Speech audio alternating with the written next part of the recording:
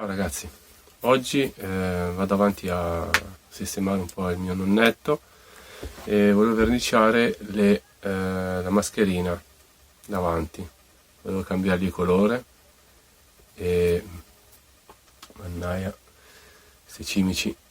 Volevo cambiare colore e niente, ho già provveduto a smontarlo, mi sono dimenticato di fare un piccolo video dove appunto smonto i pezzi, però la verniciatura c'è e niente, quindi buona visione.